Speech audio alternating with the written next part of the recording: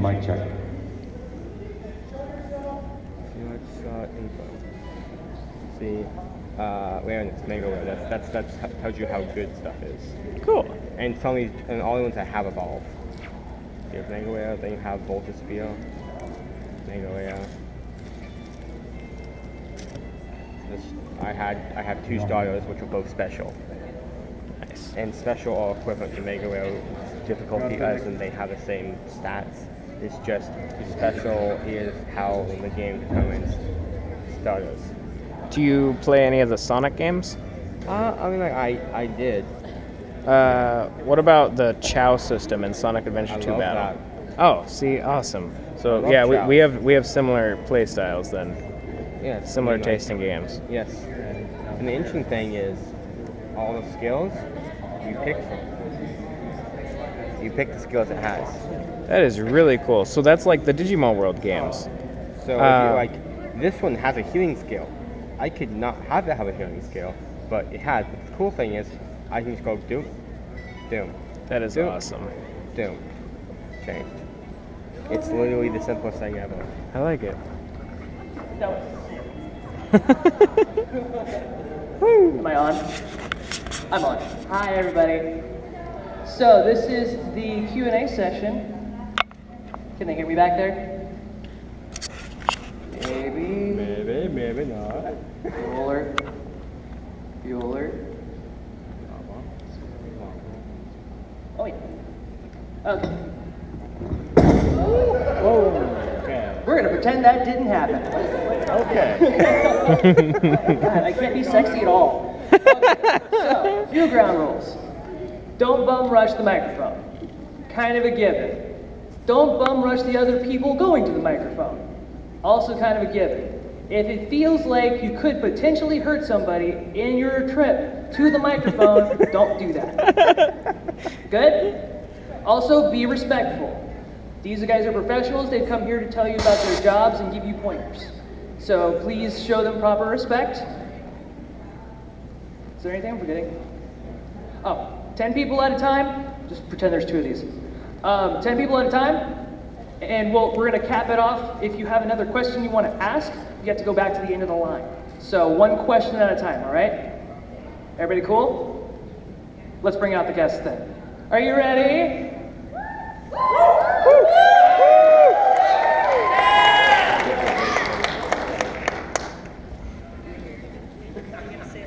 Go time!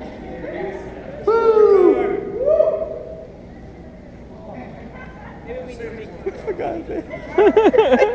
Orbit time! Okay, maybe if I say their names a little clearer. Okay, so we have Miss Jeannie. Yes.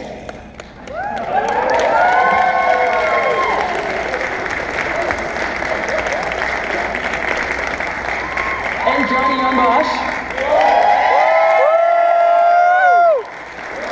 Come on.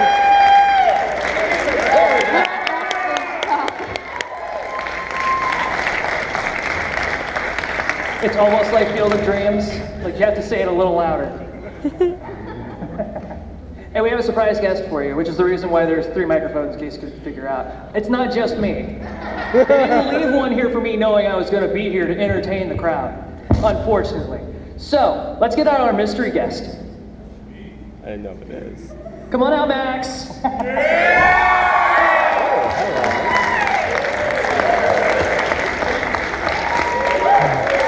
You get this one. Hi, everybody. Hello. Hello, Alaska. Are you guys enjoying the con so far? Yeah, I haven't got that much You into it, have so. no eyes. That's creepy. Very cool. Beautiful. Love it. Hi, everybody. welcome. Yeah. I thought maybe this was a moderated panel, but it was just introductions. So thank you for those wonderful introductions. That was great. Hey guys, what is this panel? Voice acting. It's just voice Q&A. acting. It's a voice acting Q&A. So we're here for you guys. Whatever you guys want to ask us, we've got answers. You give the cues, we give the A's. And they do have a microphone there, it looks like, if you want to Oh yeah. head over there. You could line up if you have questions. Is there a microphone or is that just a I stand? know, I'm trying to see. Does it have one at the end of it? It's a microphone. Okay. It's different from these, though. Shotgun. Yeah. Okay. And how's the volume? Is that yeah good? All right. I guess we don't have monitors. I sound far away. So you can ask anything. It can Or be nobody can about- line up and you could just look it up. Feel free to start, and they can be anything about the industry, about the craft, about roles, whatever. Hello. Hi. Hello. Hi. What's your name? I'm Abigail. Hi, Abby. Sorry. So I actually have a question for you, Max. Oh man. So, what was your favorite part of playing King from Seven Deadly Sins? My favorite part of playing King from Seven Deadly Sins. After I answer this question, we should introduce ourselves. I just realized maybe people don't know who we are. My favorite part is always working with cool people, I think, and I got to work with Chris Kaysen on that. He was the director, and Chris was in Full Metal Alchemist. He played. Somebody help me. Which one? No, you can talk louder. Gluttony. He played Gluttony. And he's just an all-around super cool dude. He directed One Punch Man, he directed Seven Deadly Sins, he's awesome. And then like my favorite part about the show is, about my character anyway, is that he's lazy but he's super powerful. And I think sometimes he doesn't realize his own strength. And I think that's funny. Yeah. I tried to be him, so I tried. Yeah, I love it. Thank you. Hello. Hi. So I got a question for you. Actually, do you want to introduce your guys? Oh, okay. Yeah. Well, go ahead. What's your name and who are you? Hi, everybody. My name is Jeannie Tirado. I am just as excited as you guys are to be here amongst these amazing, fine fellows. I'm fairly new in the game compared to you guys. I've just been doing anime and stuff for a couple of years as a living now. You might have heard me, I'm Android 21 in Dragon Ball Fighters. Yay. She loves sweets almost as much as I do. And then Koala in One Piece, Zero in Fairy Tail, Leela in Code Geass, Akito the Exile with this amazing fellow, and then a bunch of other things, and then video games and stuff. I was in Dallas for the past 4 or so years, now I'm in LA, so doing a lot more video games and different kind of animation stuff. Yeah. And your microphone is so shiny. It's such a shiny microphone. I feel like Hannah Montana with that. Johnny Yong Bosch. I started out as Adam the Black Ranger. Eventually changed my clothes, became Green Ranger, and then went back to black. Actually started a band called I Shine, which ended last year. But I got into voiceover. Trigun was the first thing I did as Vash. Ichigo and Bleach, Lelouch and Tokyo. I've since done some Gundam stuff. We were part of some Gundam stuff. Games and things like that too. I am Max Mittelman, and I am an alcoholic. Not true, just kidding, just a joke, family friendly. I am a voice actor, and I play Plag in Miraculous Ladybug, and King in Seven Deadly Sins, Leo in Fire Emblem, Caden in Fire Emblem, Forrest in Fire Emblem, Gordon in Fire Emblem, and Gray in Fire Emblem, and I'm Saitama, the One Punch Man. Among other things, Harry Osborn in Spider-Man, and Overflow in Ben 10, and some other cool stuff. Okay, so a question for you, Max, that you may or may not be able to answer. So, as you indicated, you've been doing a lot of work with Fire Emblem for the recent while. So, are you reprising your role at all in Fire Emblem Three Houses? What is it? In Fire Emblem? Three Houses. Are you doing any voice work? You know I wouldn't be able to say if I were. I can't answer that question. Okay. Even if I wasn't, or had no idea, I still wouldn't be able to answer that question. Okay. Even if I had no clue whatsoever. Even if I was like never contacted about anything, I still wouldn't be able to answer your question. Okay, I have a question you can't answer then. Who was your favorite other voice actor to work with during Fire Emblem? The thing about Fire Emblem, recording Fire Emblem, is you don't get to work with other voice actors. You have to work with well, you have to work with Patrick. No, which is great. Patrick directed some of that stuff. Wendy Lee, I think, directed some of that stuff. It's super fun. It's super fun. It's a fun process. You're in the booth alone recording your lines, but I think that the people who make that game care so much about that game, so it's really fun to work on. Thank you. You're welcome. Don't post that on YouTube. Hi, my name is Andrew. Hi. I first want to say thank you for all you to like come here and stuff. Well, thank you. It's really cool to come to Alaska. Yeah. What a weird place. In a great way.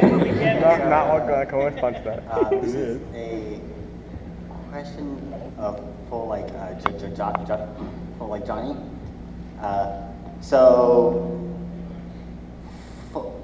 First of all, I am hyped for DMC5, and I wanted to know. So I remember like a while back at this one con with the voice of Dante and Virgil and you were on the panel, and the voice of Virgil almost gave away Devil May Cry 5.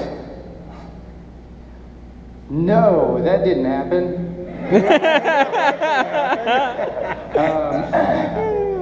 You talking about the Virgil? You talking about Dan Southworth, right? Yeah. No. What happened actually? I mean, no.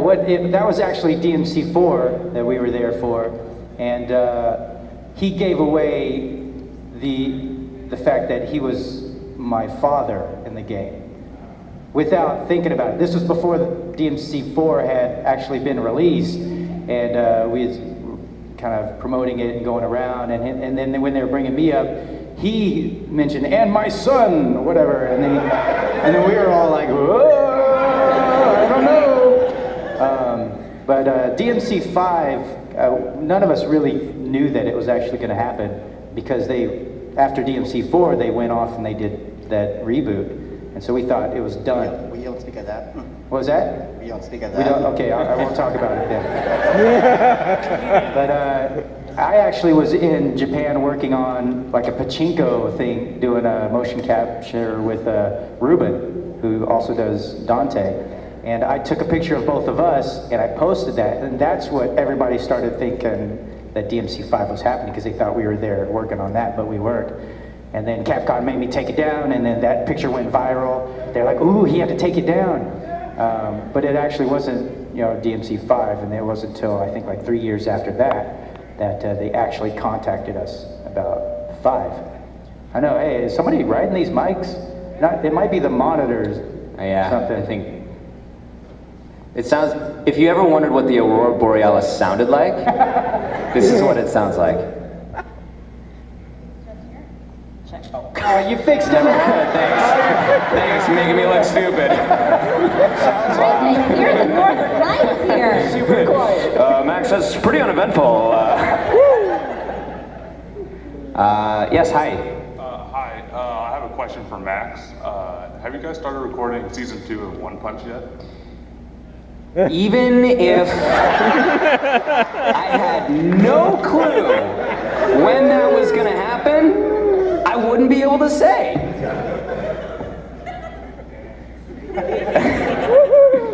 Hi. Should it speak as close as possible? Hi. Hi. I have a question for Mr. Johnny Yong Bosch. Yes. If you had to spend an entire day with Isaiah Orihara, what would you do? If I had to spend the day with Isaiah, what would we do? Yeah. Oh my goodness, I don't know. I'd ask him what he wanted to eat that day. I'd let him choose.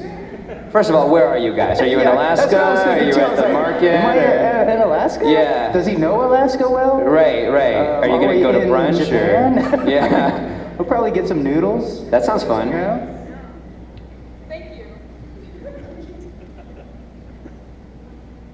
Hello. Hi, my name is Hazel, and Hey, Hazel. I just want to thank you guys for coming here in Alaska. I hope so far you're enjoying it. That's fun. And so for my question, it goes for all three of you in general. So if you had to do it all over again and knowing then what you know now, would you still have chosen voice acting as your career path, starting from Miss G? I was always on my degrees in opera, so I was on the trajectory of music. Knowing now what I knew then, I probably would have started even sooner. I definitely was like, oh no, it would never happen. You know, I wanted to do voice acting because I grew up watching Disney movies and I wanted to be the voice of a Disney princess. But you think like that'll never happen. But if you actually like believe in yourself, you know, and work towards it, yeah, it would have been like, girl, start sooner and watch more anime, because now I just wish I knew more time. For me, it was, I didn't really think about voice acting at all. It wasn't in my radar. I wanted to be like an action actor. That's kind of what I wanted to do. And so Power Rangers was really my step into that. And fortunately, I got into that. After Power Rangers, it was very difficult for me to get into anything else. Anytime my agent would send me out, you know, it would say like Chinese guy. And so it'd be a bunch of Chinese guys that look very Chinese, and then me, and they're like, what are you, Mexican? You know, they don't know. And then I go in and be like, yeah, what kind of Asian? And then you go, and it's like Caucasian roles, and there's, you know, guys, blonde hair, blue eyes, I'm not getting the role. And so I kept running into that sort of situation at that time. It's different now, but at that time, and so it was really hard for me to actually book anything. And so I kind of fell into a depression, but fortunately the stunt guys, who were all Japanese, wanted to shoot a film, and their camera was Japanese, the sound guys weren't, and their equipment was all like American or whatever, and so it didn't work. Somehow the sound got screwed up, and so I had to go in and dub myself. And as I was dubbing myself for this film that I worked on, the producer walked in, heard my voice, and asked me to come audition for Triga, which ended up being the first role for me. So it was not something that I thought about at all. But once I got that role, it opened up my eyes to this whole other world that didn't matter what I looked like. It was a voice. As long as I could provide the voice and sound right for that role, then, you know, opportunities just were endless at that point. So it really wasn't something I thought about. I don't know, I mean, now knowing the things, I mean, I certainly would have done, I think, some things different. I would have made different choices knowing the things I know now, but, you know, I'm just fortunate that it ended up that way for me.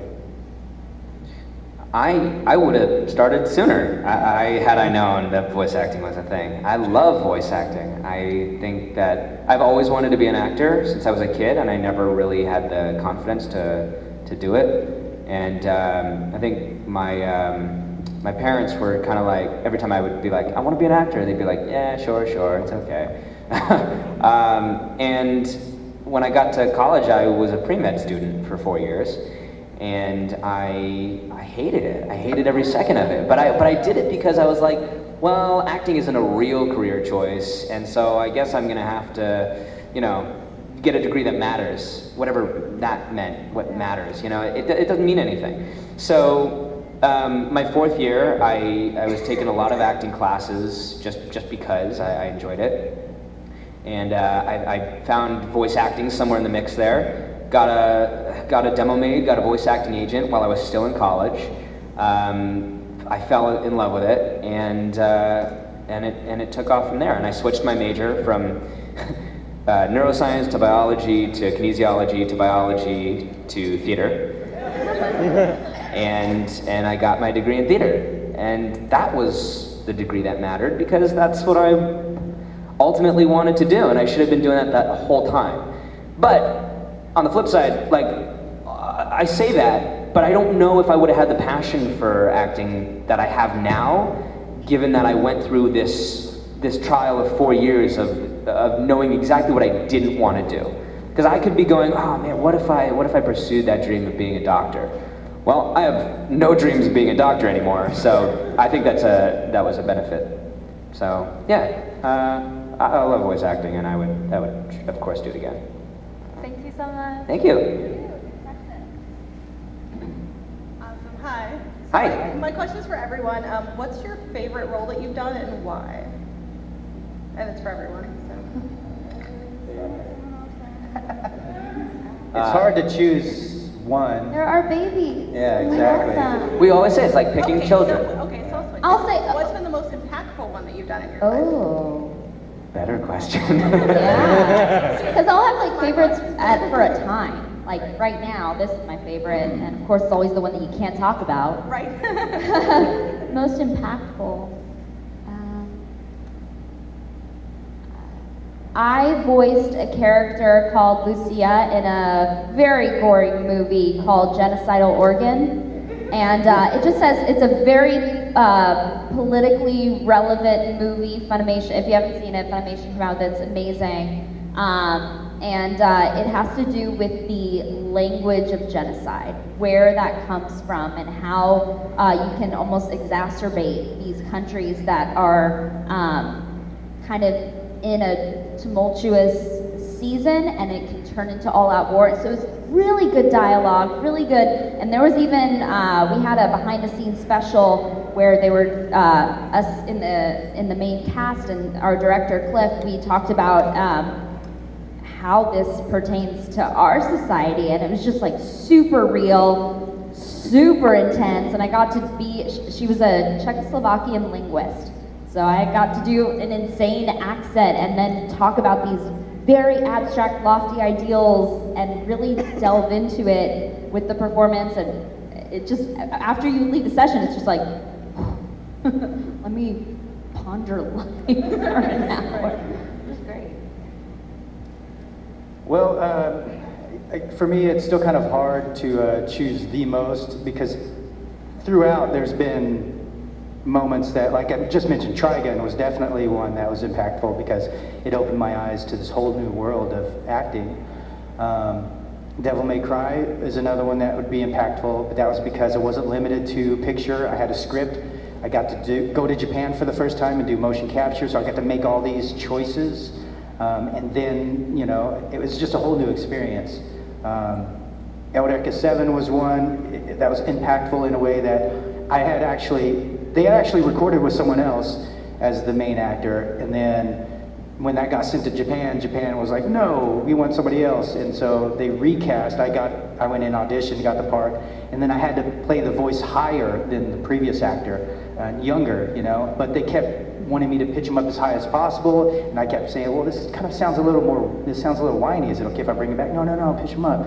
And then, you know, when that first volume came out, you know, I was reading the reviews, and I was like, it's great, animated, everyone is great, except for Johnny Yong Bosch. He sounded whiny, and so it was impactful for me at that time because I knew what I felt instinctively, but then I did what I was told. But from that moment on, I was like, if I feel a certain way, I'm going to really make sure that I let them know my concern and why. So there's been moments throughout my career that are different. They've impacted me in different ways, you know. Do you guys know my fly was down when I walked on stage? I just discovered that. Did they get it on the camera though? Can we do this playback? Yeah, do you have slow-mo when I was walking up here? It was a very nice answer, Johnny. I can think of a few different things that were impactful for different reasons. I think my first job was very impactful because there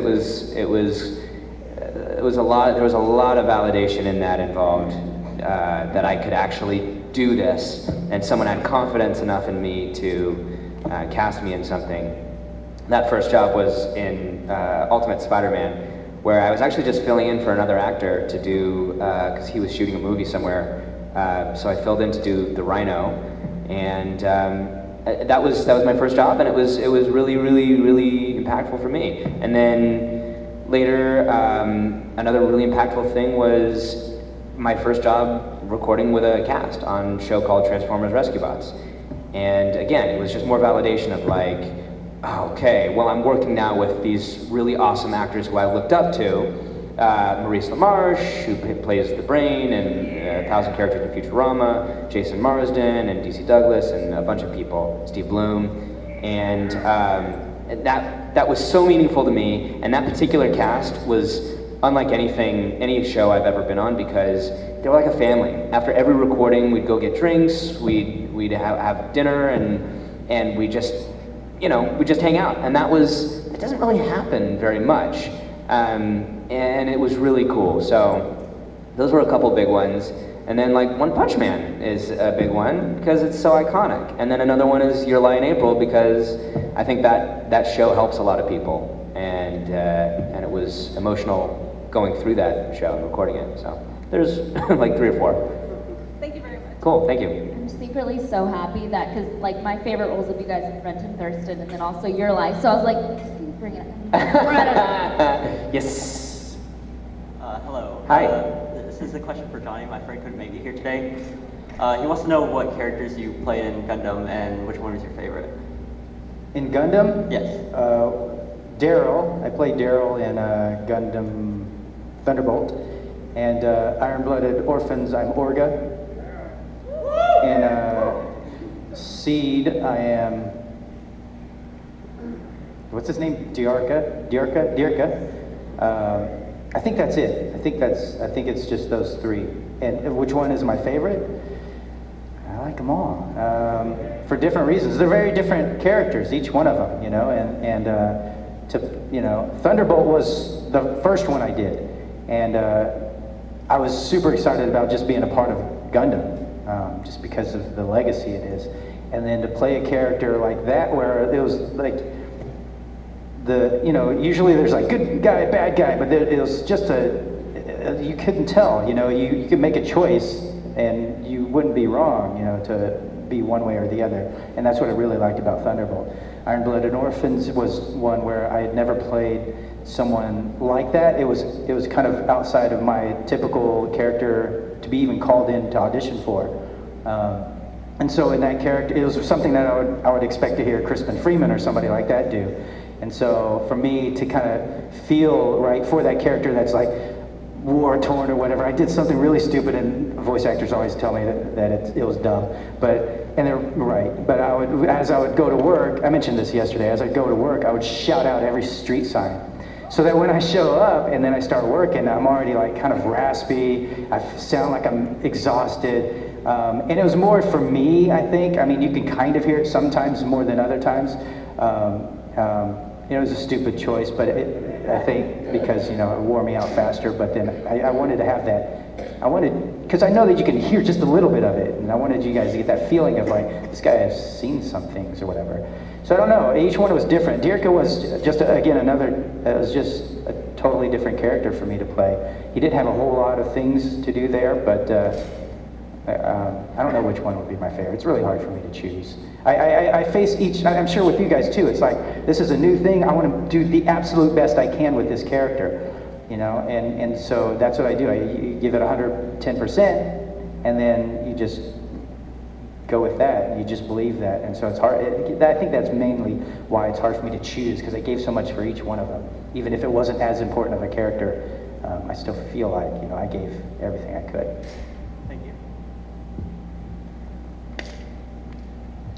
Hello, testing, 1, 2, 3. Okay. It's on.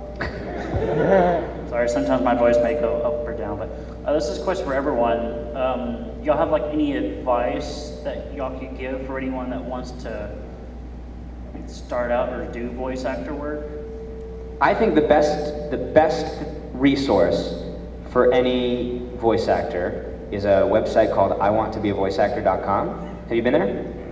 I have not. It's super awesome. It was put up just recently by a voice actor named D. Bradley Baker, who is a very prolific voice actor, and he's played like Klaus in American Dad and Appa and Momo in Avatar. And he made this website, and it literally walks you through A to Z every single step you need to take if you want to be an actor. My advice, take acting classes. If you've never taken acting classes, it's number one, because then you can discover if that's your thing, even if you like performing. I also like to say mimic mimic voices and things you hear on TV, not necessarily to have like an exact match of it, but to find what you can do, what your tool belt of voices is. And yeah, that's what I would say. But go to that website, iwannabeavoiceactor.com. I can't recommend it enough. Thank you. A good voice actor is just a good actor. So you have to just be able to act. And then also I would recommend like take classes and stuff, and then also personal coaching so you get that one-on-one of somebody saying, yeah, I think you have the stuff, or like, don't quit your day job. You have to get that review back to know if you can actually do it, but yeah, acting classes. All those things as well. I feel like you should also record your own voice when you're doing those things, when you're trying out new things, to kind of, you need to train your ears to hear what your voice is sounding like, to be able to better control it, For me, I learned actually, before I got into voiceover, I was trying to sing, and I didn't grow up singing or anything, but I was learning to play the guitar, and I had this 4-track, and I would record my voice. Actually, before that, I'll tell you, sorry, I'll make it real quick. I wrote a song, and my dad and my sister came out to visit in California from Texas, and I was like, I wrote the song, and they're like, oh yeah, they're excited to hear it, and I started playing it, and I saw their smiles kind of slowly fade, and I was like, okay, I was like, that's a work in progress, and then I got like this 4-track, and I recorded it, and I recorded my voice, and I was like, whoa, it doesn't sound anything like what I thought I was hearing, and so I would go back, and I'd find the points where I was out of tune or out of key, and then I would adjust it, and I just did that for years, and then I finally found out how to control that and how to hear it correctly. But it's the same thing with voice acting or doing different voices. You got to be able to, it all has to be connected. Otherwise sometimes you'll think you're saying it a certain way and it's not sounding that way at all. But acting is a huge part of that, as well. Thank you. Hello. Hello. I have a question. It's not really about voice acting, but I would like to know your guys' opinion on your first impressions of Alaska. All the food, all the good We're not armed, you're okay. No, it's really cool. I went on a seaplane yesterday and flew above some of the glaciers and stuff, and that was awesome. It was really great. I think this place is really serene and really cool, and definitely the opposite of Los Angeles. Well, I heard a lot of great things. Your first impression, what's your first impression? Let's see, my first impression was getting off an airplane and walking through the airport, and then trying to find the people that were picking me up, and then I somehow walked past them. And so I was like, what's going on? Where are they? So I don't know. My first impression outside was driving from the airport to the hotel, and I saw like evergreen trees, and I was like, ooh, okay, I'm in a different place. I saw some mountains in the distance, and I was like, oh, this is pretty cool. But yeah, I didn't get to go do cool things. I had an opportunity this morning, but I slept in. So, which is always a good choice. I mean, you don't need to be ashamed of that. I'm in love with this place. I love you guys. Oh my gosh. Dang it, was that the right answer? No. It's way off. Wait, can you ask again? Yeah, start over. Restart. Start over. No, it's too late. God, this view, and like it actually feels like fall, which today is officially the first day of fall. I do keep up with that stuff. Yeah, the view and all the amazing, like even it being cold and rainy, that is totally my jam. And I've hit up Orso, Snow City Cafe, Humpy's, where there was live music. I know, you guys know how to make, and also local stout, so good. You guys are doing something right up here. Must be in the water, but yeah, I love it. Anybody want to adopt me? I like how you guys say lower 48. I think it's cool. What you is guys that? are the upper one. I can't remember. What's the lower 48? Lower 48. States? Oh, and when you're talking about the other ones. Yeah. That makes sense. Plebeians of America. Well, you know what? When I was younger, learning about Alaska, and the map was like, here's all the states, and then two random. I was like, Where are they? Little boxes. I'll be honest, I didn't really know Alaska was here until like a few days ago. I looked at a map and I was like, oh, on the side of Canada. See, I was confused because they flew me from LA to Denver, and I was like, wait a second, where is it? Then they blindfolded you and spun you around. Oh, okay. Oh, wait a minute. Okay. I just found out last night that you guys aren't on the same time zone as LA. I didn't know that either. Oh, man. We're an hour ahead in LA. Yeah. Yeah, super strange. You guys are weird. Thank you. Sure. Hello. Hi. I heard Johnny mentioned yesterday that he likes to try and wrap his head around a character before he starts recording, and I was wondering, for all three of you, what was the most difficult character for you to get your head around before you started acting the parts? Most difficult? Oh. Most difficult for us to wrap our heads around before we started recording? That's an interesting question. And before I answer that question, I'm so disappointed. There was a BoJack Horseman sitting in the corner, and it was just a, I think he just walked by. But anyway, I've been staring at him for a long time, and it was just this giant horse head sitting in the very corner seat. And I was gonna point him out, but he's gone. Sorry. Most difficult to wrap my head around? I'm not sure. I know I've been very blessed to do a lot of characters with different accents.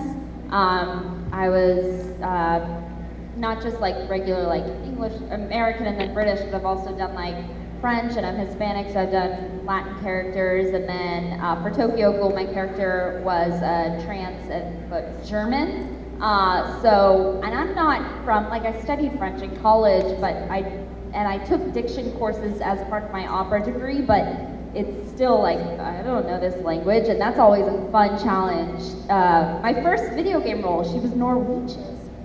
So that's always difficult, but man, it's like crack to me. I love it. I just listening to it, and I do like parroting, like we were saying earlier. It's a really good trick to have up your sleeve. You can hear somebody say something and then just repeat it back and basically break down the vowels of how it fits in the mouth and the curvature of all that. So, For me, the most difficult to kind of wrap my head around was Ryunosuke in Fate Stay Zero. One person. But you know, he's like a child killer and uses their blood or whatever to make art or whatever, their depth of the scene. So for me, having a child, when you have a child, it changes your perspective on a lot of things. And so it was really hard at first. I kept having to like step back and say, wait a second. And at first I was like, I don't know if I'm right for this. But then Tony Oliver, who was directing, was like, well, just ignore all that stuff. It's art. Like, just imagine you're an artist, and you know. And then so he opened up my eyes to that perspective, even though you know it's weird. It's a bit twisted, but he's right, you know. And then me looking past that and just saying, oh yeah, it's just art. I'm just this crazy artist. And so that's the way I approached it. But at first it was pretty difficult for me to kind of wrap my head around. I kept having to step back and then just forget what's going on in the scene, because you know, it's different when you have a kid. Trust me. If you have kids, then you know. I'm really having trouble answering this question. I'm really trying to think of one that I like had trouble wrapping my head around. They're all easy. I mean, Max really walks into the booth and he's like, throw it up. I mean, sometimes you lose the voice for the character, and then you have to listen to a reference and go back to that. But I don't know. That's not really having difficulty wrapping my head around it. I have to think about it more. I don't know. I really don't know. Were there scenes that were, I'm even like thinking of in your life. Well, yeah. Okay, well, yes, if you put it that way, yes. There was a show called A Lull in the Sea, and there was a scene where basically there's these kids that live underwater, and there's a weird hibernation thing that goes on where, I hate this microphone, where it's not just me, right? There's a buzz in the microphone? Okay, super distracting. Where the kid, he's the only one who goes into hibernation for like 5 years, and he doesn't change. When he comes out of hibernation, he looks the same. and his maturity is the same and everything, except all his friends have aged by like 5 years or something. And it was hard because there's a scene where he kind of like has to come to terms with this, and he's on a boat with like one of his friends who didn't go into hibernation, and he just has this really emotional scene where he's trying to like explain to the guy that it's so difficult for him to like come to grips with what happened, and the reason it was difficult for me is I was really able to put myself in that situation, and for me it was kind of like what I related it to was just like being in a coma for 5 years. And as I was going through the scene and I'm yelling at my friend, I got literally, legitimately emotional, because it's tough. Can you imagine like being in a coma for 5 years and then everybody's lives moving on except yours? And so that was a tough scene for me. Thank you very much. Hello. My question is for Johnny, and what was it like working? Sorry, trying to rephrase the question. How was your role as Hajime Hinata, and was there any stories about that character? Stories? No.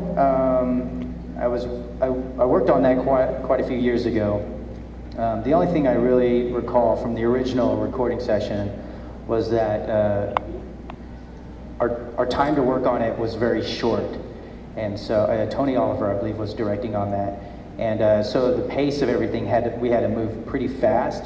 And so I didn't really get to absorb all of what was going on in the story until we started working on the actual anime. And then I started to recall it. In fact, the first time that somebody brought the game to me at a signing, and I looked at it and I didn't recognize it because a lot of times when you work on a game, they'll change the title or they won't tell you the title, and so you don't always know.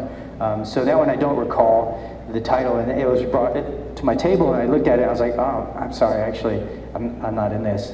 And they were like, no, you're in this. And I was like, no, I don't think I'm in this. And they're like, no, you're in it. And I was like, I don't remember this.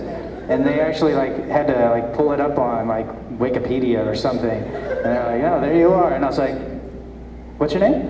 I was like, I guess I am in it. But it was because it was so fast. It was like maybe a couple days, but we worked really fast. So a lot of times, I mean, you guys know, like in certain games, you just don't have that time to really absorb all the information or what's going on.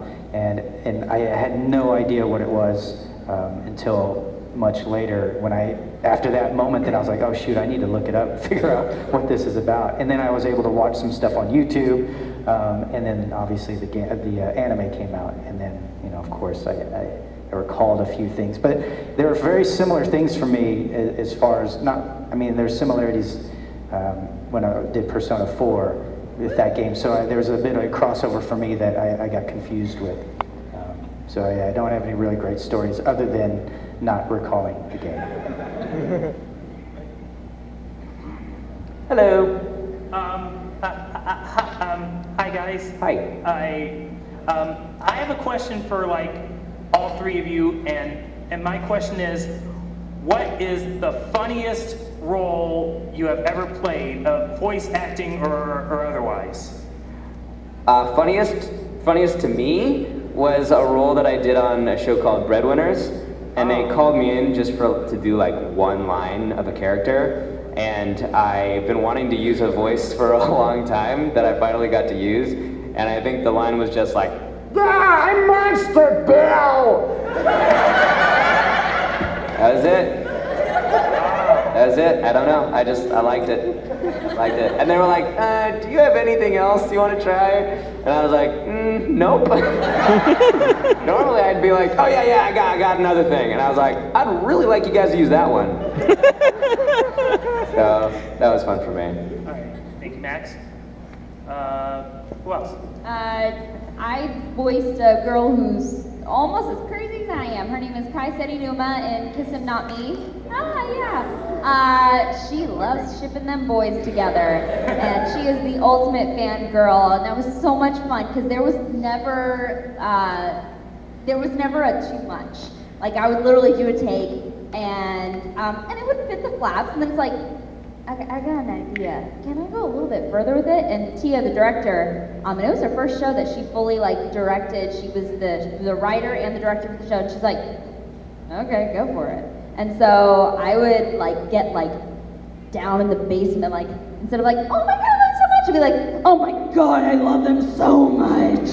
Like creepy, and which then affected me as a person. So now, like when I'm excited about something, I'll never be like, oh my god, they're so great. I'm like, oh my god, I need it now. I like turn into a man. But yeah, that was so much fun. It was a lot of hard work to be, because you just have to drink 6 coffees and you're like, all right, I'm here. But yeah, it was a lot of fun.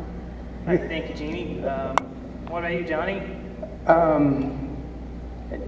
don't know. I'm trying to think of like an anime or something that was funny, but I can think of a moment that's now funny, but it wasn't really funny at the time. I was working on Wolf's Rain. I voiced Kiba as like it was like the 3rd project I'd ever worked on, lead role, and so it was earlier on in my career, and I usually try to show up fairly early so I can kind of cheat and go through the script, because you don't get the script ahead of time, and I want to know what's going on in the story. But I was running late this day. I skipped breakfast, and when I was in the studio, I could feel my stomach was about to start growling. And in the booth, you know, like when you're in school and there's a quiz, your stomach's about to growl, you're like, oh, you start shuffling papers and tapping, kicking tables or whatever. But in there you can't, and so I had like this water, and I would just start downing water, and it would like shut it up for a bit, And this is going pretty good for a while, and then at this one moment, super quiet, about to record a line, and my stomach, instead of making like a regular or where I can be like, oh, that's so embarrassing, no, it goes. So it sounded like I tried to squeeze out a silent fart, but my butt cheeks were like, no. I was like, and I saw Mary Elizabeth was directing, and I could see her turn, the engineer turn, both their heads were like that, and I was like, oh my gosh, they think I farted in the booth. I'm never gonna work in this town again. And so I started to freak out. I turned to look at him. I was like, that wasn't a fart. That was my stomach. And they're like, oh, yeah, sure. And I was like, no, come on in, and you can smell it. It's fine. No, that's okay. So they thought I farted in the booth. Funny now to talk about. At the time, I really thought that my career was over. But we actually do fart in the booth. Is it what say, sometimes this happens, but it'll be like,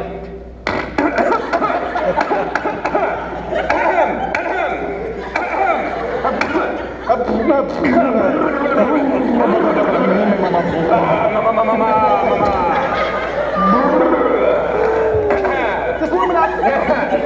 Okay, is it levels good, loud enough? You got it? Cool. So sometimes that happens. All right, thanks, guys. Thank you.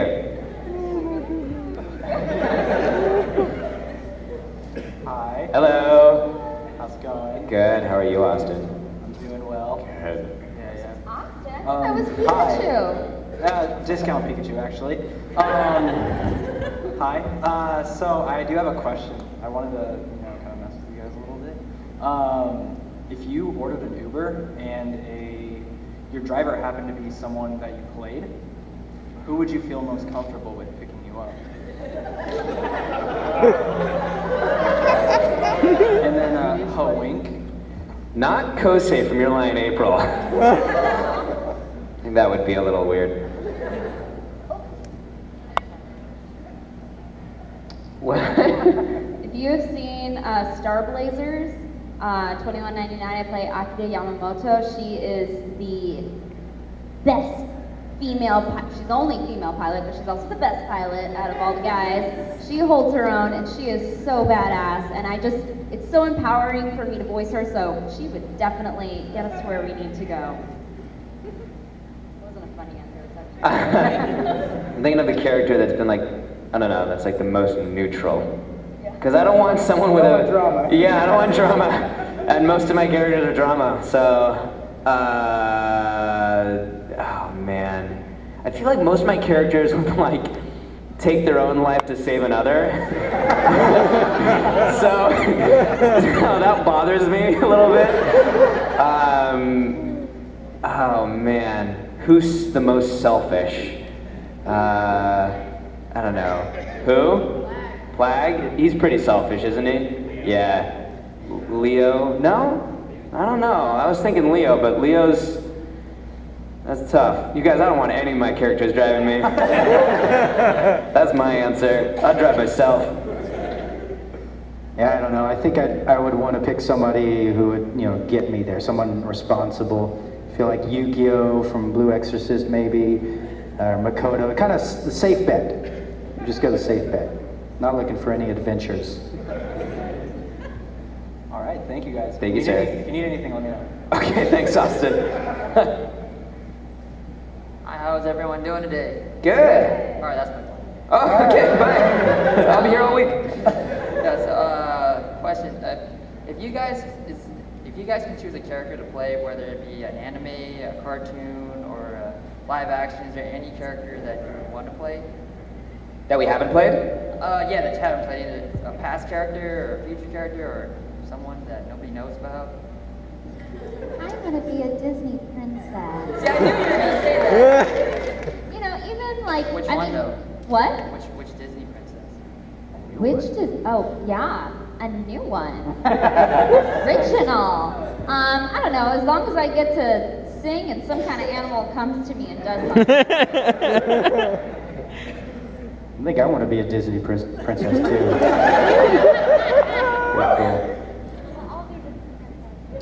I don't want to be a Disney princess. Don't put words in my mouth. I want to be a turtle. I want to be a Ninja Turtle. That would be super fun. Which one? Michelangelo. Man, he's so much fun. You know who I'd also like to play? I'd like to play Raphael because he gets he's so hot-headed sometimes. I really like that. All right, thank you. Thanks. Hi. This one's for Johnny. The first game I ever heard you play in was Tales of the Abyss as Guy, and I noticed that in that game you played as Yuri Lowenthal's character's best friend Luke. But then after that, I noticed that you guys played as the two main characters that were kind of like best friends in every anime. Like, is there a bromance going on? Of course. That's just how it ended. It worked out. A lot of times we auditioned for the same roles, and even like in Code Geass, I auditioned for both the roles, and I ended up with Lelouch, and he ended up with. It's just how it ended up. It wasn't anything under our control at all. It was just how things worked out at the time. It'd be interesting if you're like, I will only do... Yeah, it's in my contract. Yeah. Does that happen often where you guys will forge like friendships off screen because of that kind of thing when you guys voice act as characters? Well, because see, a lot of the stuff, it's anime, and then there's some games that are coming from Japan or whatever, and so we're hardly ever in the booth together. And so anytime that I'd seen him would be in passing, and it was quite a few years actually until I actually ran into him at an audition, and he was like, "Hey, you're Johnny," and I was like, "Oh," and then I could connect his face to the various characters. But yeah, it wasn't until much later. Actually, it wasn't quite a few years after we had been working together, and then eventually I was like, man, I gotta have him work on, like I did this independent film and I had him come in and play. He freaking blew me away with his acting. Yeah, it was, it wasn't something that, that was, I don't know how to explain it. It's just, yeah, we just cross paths. Most people, actually, in fact, I meet most people at cons. Was that a con that I think I first met you, right? Yeah. We're stuck in a box talking all day. We don't get to... Yeah. They chain us up. It's a depressing answer, but you asked the Chain us up. question. Alrighty, thank you. Well, thanks. We have about like less than 5 minutes left, so we'll do like a speed round. We'll cut the questions off at the end of this line. Hello, I'm Justin. Hi. Nice to meet you guys. Thanks for coming up here. My question is for Jeannie.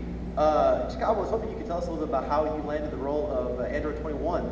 And after you landed the role, did you ever go into and actually look up Dragon Ball Z, kind of figure out what in the world it is, and kind of understand about how influential Dragon Ball Z is, and if we might be able to see Android 21 in Dragon Ball Super if that continues to go on? Again, this is a speed round, and...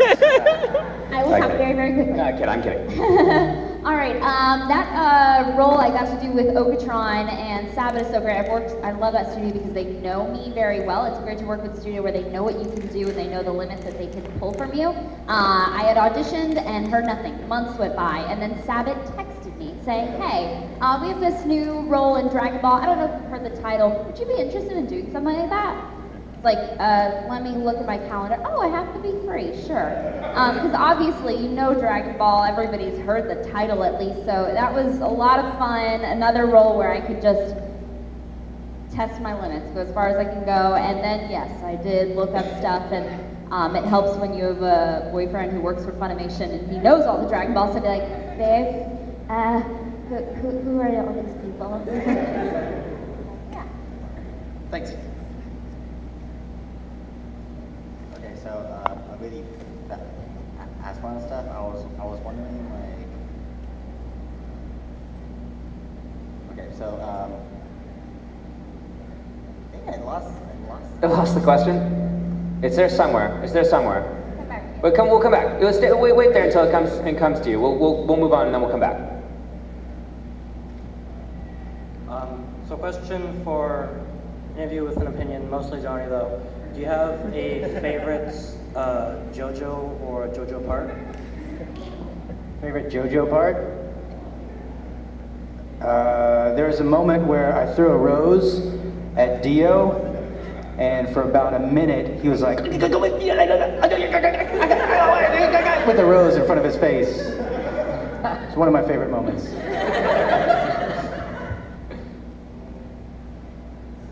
Hi, okay, so for all of you, if someone came to you wanting to pursue voice acting, what would you tell them not to do?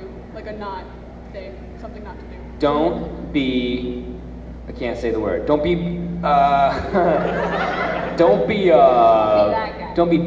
guy. Don't be rude, don't be mean, don't be, the words I want to use, I can't say it. But just be cool. Like, there's no reason to get a big head. That doesn't help you. That doesn't make you look good. Just be a cool person, you know. And I think your true colors will come out. No matter, you know, who you are is going to come out if you taste a little bit of success or fame or whatever, celebrity. Then that'll come out. But like, just be cool. The biggest thing for me, just as a personal thing, acting has a lot to do with your identity. If your identity is wrapped up in what you do for a living, then you come from a place of desperation, which is never good. So even though we act, and that is what we do to make a living, that doesn't define me as a person. So I'm always going to come to meet somebody, a new director, new studio, from a place of abundance, because I'm full in my life, whether I get this role or not. And so, because people can read off that desperation, and then you're never gonna like attack the role in a healthy way. Yeah, that's good. Don't chew a bar of cheese or chocolate before going in. Yep, that's great. Yeah, Make sure good you sound pretty. I don't eat dairy most times. Hi. Okay, got back. You're back. Okay, let's do it. Okay, so I was wondering, like, what you like opinions on, like, if say someone has like a speech channel or something, and they want to go into voice acting? You got to work that out. That's got to be number one, to work that out to where you don't have that anymore, or that you can control it. It is all about voice control, whether you have that or even an accent. You have to be able to turn it on and shut it off. And there is, not to be completely discouraging, but the cool thing about voiceover is that it's not on tape anymore. It's all digital, and so if you have to take the takeover, you can. It's not a big deal. I mean, there's time limitations sometimes, but look, you know, I've had like 7, 8 passes out of line if I'm stumbling over the words for whatever reason I can't get it. So that shouldn't be, you know, too much of a concern. But yeah, reading out loud is super, super helpful. Yeah. Speech pathologists. Oh, yeah. Will always help. Yeah. Thank you. Hello. Hi. Thank you guys for being here. Sure. My question is for Johnny. Did you have a different headspace between the characters Fushimi and Isaiah? Fushimi and Isaiah? Yes. They're very similar, for sure.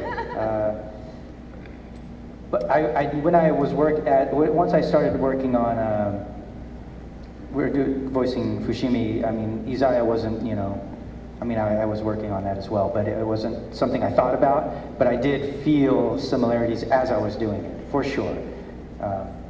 But it wasn't something where I was like, I'm going to use this same character. It just felt that way as I was working on it because of the way he talks, and because he's a little bizarre, but in different ways. You know, he's not really as manipulative as Isaiah is. But certainly, I mean, I can't say that. I'd be lying if I was saying that they weren't in the same space, but they definitely are. Thank you guys so much for being here. You guys That was super fun. Closing comments, how people can find us. Yeah, I'm gonna be, right now, I'm heading to my table in the dealer's hall. Johnny's right next to me, Jeannie is right next to him. Yeah, and so I'll be there signing.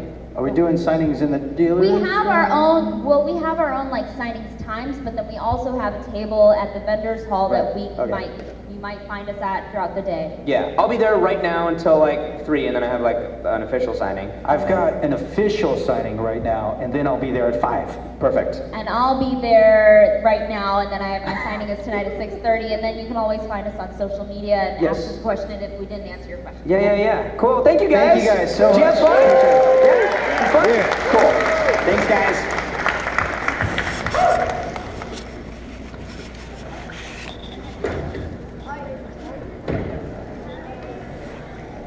Oh, goodness.